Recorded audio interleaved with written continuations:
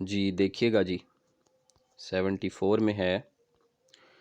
کہ لماذا کان یؤلف بدیع الزمان سعید نورسی و یکتب باللغة الترکیہ المکتوبہ بالحروف العربیہ۔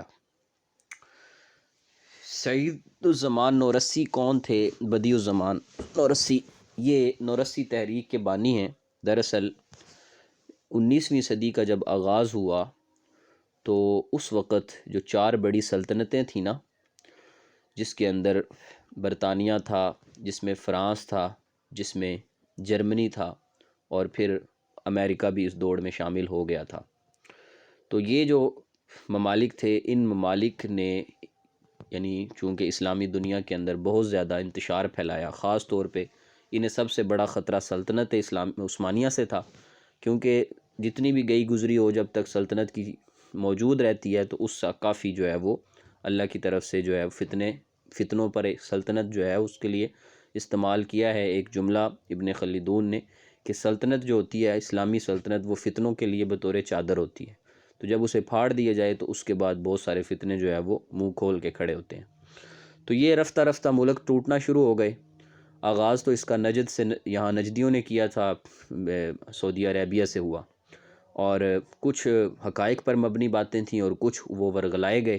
اور وہ استعمال ہوئے بہت زیادہ۔ تو بہرکیف بڑھتے بڑھتے یہ سارا معاملہ یہاں سے جب 1857 کی جنگ آزادی ختم سے ان انگریزوں نے یہاں پہ قبضہ کر لیا تو ان کے حوصلے اور زیادہ بلند ہوئے، کیونکہ انہیں یہ خوف تھا کہ سلطنت عثمانیہ کے بڑے سپورٹر جو ہیں وہ ترک ہیں، مغلیہ بادشاہ ہیں، کیونکہ مغل جو ہیں وہ ان کے ممالک کہلاتے ہیں، مملوک ہیں ان کے، تو اس لحاظ سے، اور کچھ مغل براہ راست ان کی خاندانوں سے، انہی کی نسلوں سے، یعنی وہی جو ترک ہیں وہی جو ہے وہ مغل ہیں، تو لہٰذا ان کے قبائل ایک جیسے تھے، اس لیے انہیں ان سے خوف تھا۔ تو جب وہاں 1857 میں جنگ آزادی ہو گئی اور سارا سلسلہ ہو گیا تو اس کے بعد سے ان کے حوصلے بلند ہوئے، ملک ٹوٹے، تو اس میں جو ہے بہت شدت کے ساتھ ایک سیکولر انقلاب جو ہے وہ برپا ہوا، اور اس کی قیادت وہاں کے مقامی لوگوں کو ہی انہوں نے دی، جس کے اندر جو ہے وہ مصطفیٰ کمال اتا ترک جو ہے وہ سامنے آیا اور اس نے اس کی قیادت تھام لی۔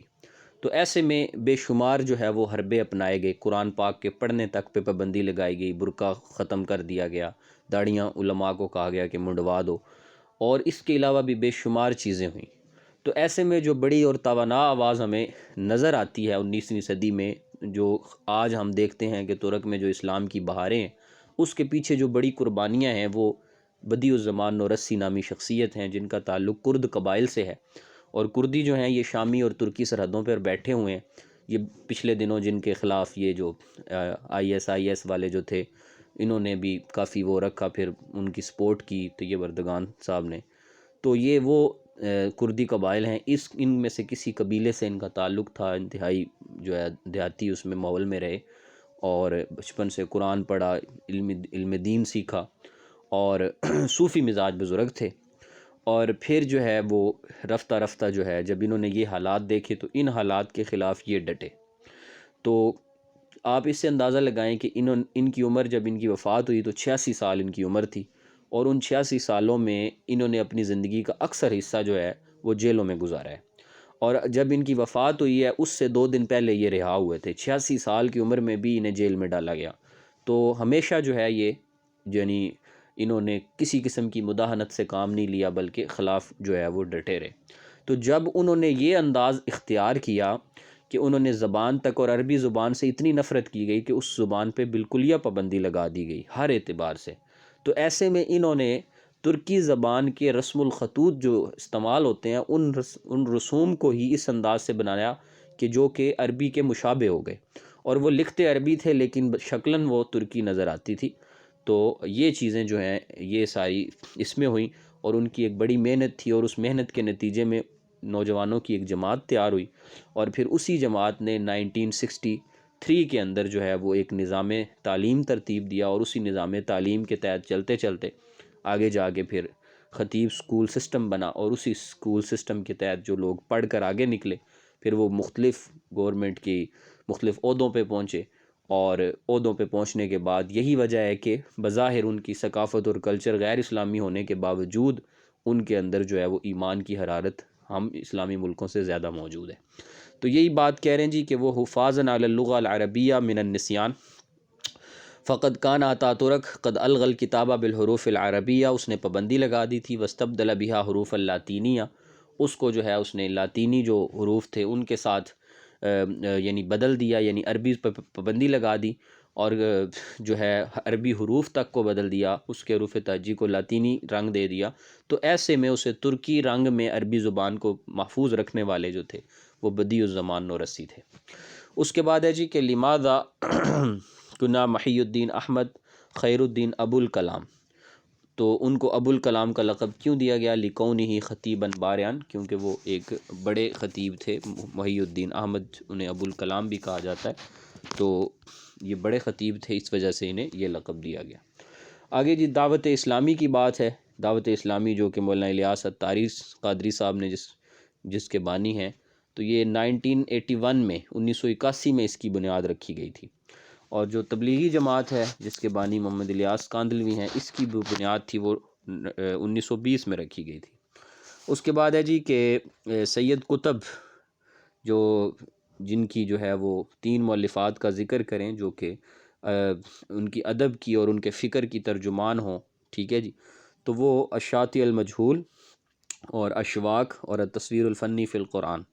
ان میں جو ہے وہ الاشواق جو ہے کانٹے، یہ ہمارے سلیبس میں شامل بھی ہے۔ اس کے بعد ہے جی اکتب ثلاثۃ مؤلفات من کتب الشیخ ابو الاعلیٰ المودودی، تو سید ابو الاعلیٰ مودودی رحمہ اللہ تعالی جو ہیں ان سے متعلق کہہ رہے ہیں کہ ان کی 3 کتب بتائیں، الاسلام والجاہلیہ، دین الحق، اور الاسس الاخلاقیہ الاسلامیہ، عربی میں ان کا کافی کام ہے، تو اس میں یہ 3 کتابیں۔ ما اسم مریم جمیلہ قبل اعتناقها بالاسلام، یہ اسام نہیں ہے، اسلام لفظ ہے، تو مریم جمیلہ جو تھیں اسلام کی طرف آنے سے پہلے ان کا کیا نام تھا؟ اعتناق مطلب کہ اسلام کے توق کو اپنے گلے میں ڈالنے سے پہلے ان کا نام تھا کانا اسمہا، ان کا نام تھا جی مارجریت مارکوس، یعنی کہ مارگریٹ مارکس، یہ مشہور یہودیہ ہے جو کہ اس کا تعلق امریکہ سے ہے، نیو یارک سے، اور یہ جو 20ویں صدی ہے اس صدی کی عظیم مبلغہ اسے شمار کیا جاتا ہے۔ ایسی یہودی خاتون، یہ پہلے صحافی تھیں، ان پہ کوئی پیچھے ایک کانفرنس ہوئی تھی، اس میں یہ ادھر ملیشیا کے اندر، اس میں مہمان خصوصی جو تھے وہ ڈاکٹر ذاکر نائک صاحب تھے، تو اس میں انہوں نے بتایا تھا کہ جی پی ایچ ڈی کے موضوعات پہ 40 سے زائد تھیسس جو ہیں وہ ان کی شخصیت پہ ہو چکے ہیں اسلامیات میں، تو یہ اتنی بڑی مطلب شخصیت ہیں یہ دنیا پوری میں۔ تو یہ یہودی مطلب خاندان سے ان کا تعلق تھا اور جرنلسٹ تھیں، اور اسلام کی طرف راغب ہوئیں، اور اسلام کی طرف راغب ہونے کا جو ان کا بڑا سبب ہے وہ سید ابو الاعلیٰ مودودی بنے، کیونکہ سید ابو الاعلیٰ مودودی جو ہیں کچھ جو ہے وہ اہل سنت سے تھوڑا سا ان کا انحراف ہو گیا،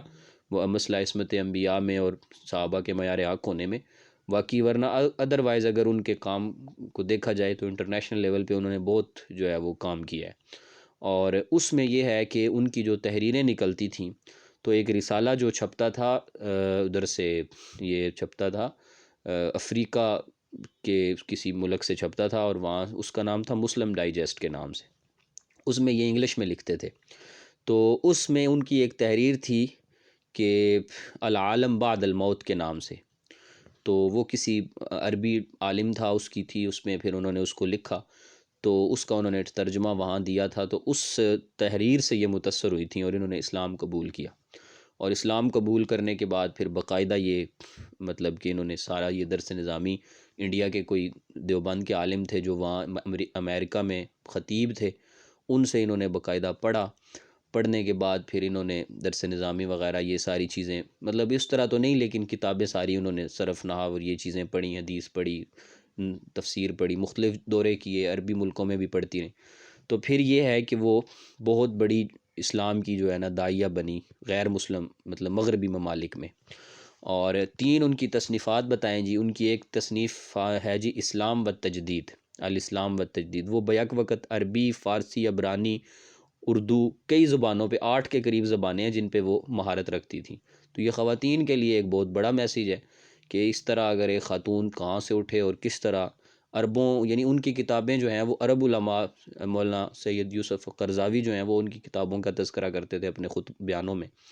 تو کتنا مطلب انہوں نے کام کیا ہوگا اور کتنی محنت کی ہوگی۔ تو الاسلام و تجدید ایک کتاب ہے ان کی جی، دور الاسلام فی مواجہۃ الغرب اور جاذبیت الاسلام۔ اس کے بعد ہے جی اکتب ثلاثت مؤلفات من کتب حسن البنا، دکتور حسن البنا جو ہیں جنہوں نے بنیاد رکھی ہے اس تنظیم کی، اخوان المسلمون مصر کی جو تنظیم ہے، تو ان کی 3 تالیفات کا نام بتائیں۔ تو اس میں ایک ہے جی مذکرات الدعوہ والداعیہ اور السلام فی الاسلامی قضیتنا۔ اور یہ میں نے ان کا بتا دوں، یہ مریم جمیلہ جو تھی نا، جو یعنی مارگریٹ مارکس جو تھیں، تو یہ پھر آخری عمر سے میں مطلب کافی عرصہ پہلے تقریباً 90s کی دہائی میں پاکستان آ گئی تھیں۔ پھر انہوں نے یہاں شادی بھی کی تھی آ کے، اور وہ جماعت اسلامی کے جو تھے نا، وہ میرا خیال پنجاب کے وہ صدر تھے یا کیا تھے اس وقت، تو پروفیسر ریٹائر تھے، پھر وہ مفسر تھے، ان کے مطلب درس قرآن وغیرہ دیتے تھے ان کے، ابھی بھی کبھی کبھی ان کے آتے ہیں پی ٹی وی پہ آیا کرتے تھے پرانے، اس میں یوسف صاحب، ان سے ان کی شادی ہوئی تھی، اور میرے خیال آگے ان کی اولاد بھی ہے یہاں پاکستان میں ہی، پھر وفات ہوئی ان کی یہیں لاہور میں ہی دفن ہوئی ہیں۔ تو اس کو یہاں تک ہی جی رکھنے دیتے ہیں، انشاءاللہ نیکسٹ آگے پھر آپ سبقاً آ رہی ہیں چیزیں جو ہمارے سلیبس میں آتی ہیں، تو انشاءاللہ پھر ان کو کریں گے۔